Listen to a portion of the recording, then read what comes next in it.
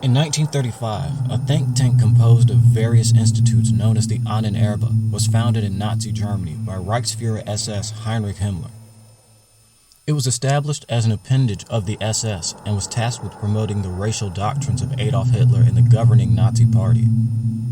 The doctrines in question espoused that Germans were the descendants of the Aryan race and thus were biologically superior to other racial groups. Hitler had made a number of claims about the role that ancient Aryans played throughout history, claiming the majority of major developments, namely agriculture, writing, and art, were a creation of theirs. This notion is widely disregarded now and was disregarded at the time by scientists and historians, which prompted the Nazis to create the Ahnenerbe as a means of providing evidence to their various claims.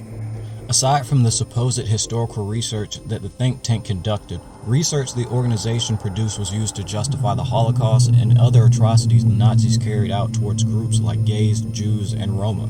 The organization and its members are responsible for a great many of the horrors perpetuated by the Nazis. So many, in fact, I will only be focusing on one of the Ahnenerbe's members, the managing director of the Institute for Military Scientific Research, Wolfram Sievers. Sievers was born in 1905 in Hildesheim, in the province of Hanover, which is now known as Lower Saxony.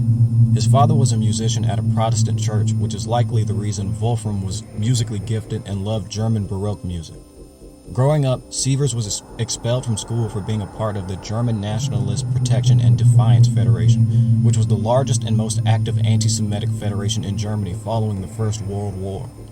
This group made up a substantial portion of the Völkisch movement from 1918 to 1933, the Weimar Republic period. The group's publishing arm issued numerous texts that had a great influence on men who would go on to become members of the Nazi Party, namely Heinrich Himmler. When the Federation folded in 1924, many of its members joined the Nazi Party. Sievers would go on to study at Stuttgart's Technical University and worked as a salesman. Sievers was also a member of the Bundesjugend, which is an aspect of the German youth movement. With numerous connections to the Völkisch movement of the time, Sievers joined the Ardeman League, another element of the larger Völkisch movement with an agrarian focus. The Ardeman League had connections to the Nazis and was eventually absorbed into the Nazi Party entirely. This all culminated in Sievers joining the Nazi Party in 1929. By 1933, he headed the Externstein Foundation, which Himmler founded in order to study the Externstein rock formation.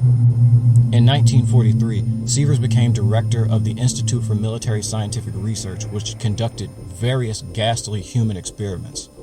Some of these experiments involved leaving victims naked in freezing temperatures for over 12 hours and placing victims in tanks of ice water for 3 hours to test how long German airmen could survive should they have been shot down over freezing water. Another experiment saw polygol, a substance composed of beets and apple pectin, given to subjects. The subjects were then shot through the neck or chest and in some cases had limbs removed without anesthesis. The purpose of this was to test the effect polygol had on coagulating blood flow to lessen the damage done by gunshots. This particular experiment was carried out by Sigmund Rascher, who published an article on his experience with polygol without detailing the extent of the human experiments he oversaw and set up a company to manufacture polygol. Sievers oversaw and assisted in the mass murder of 112 Jewish prisoners at the Natzweiler and Dachau camps for the purpose of collecting their skeletons. This was done with the intention of proving Jewish inferiority to Aryans.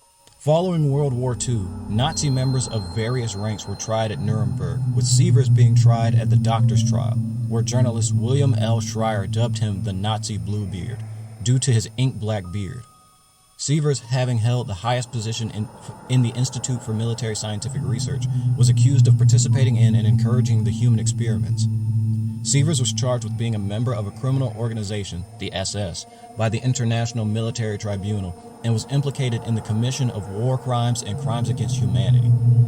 Sievers alleged that he had been a member of an anti-Nazi movement that planned to assassinate Hitler and Himmler. He claimed that he became manager of the Ahnenerbe so that he could monitor Himmler and gain information on the Nazi regime to give this resistance movement's leader to assist in the eventual overthrow of the Nazis. Sievers was sentenced to death on August 20th, 1947 for crimes against humanity and was hanged on June 2nd, 1948 at Landsberg prison in Bavaria. I went into detail on Sievers' involvement in various elements of the broader Volkish movement in order to point out how silly his claims of being an anti-Nazi spy truly were. Sievers was seemingly excited to be involved in an organization like the Nazis. He never backed away from the organizations and movements that were absorbed into the wider National Socialist movement. Sievers is one of the worst types of sickos. He committed atrocities, and instead of at least facing the music with some dignity, he made up a story to try and absolve himself of all responsibility. Not that it helped him much in the end.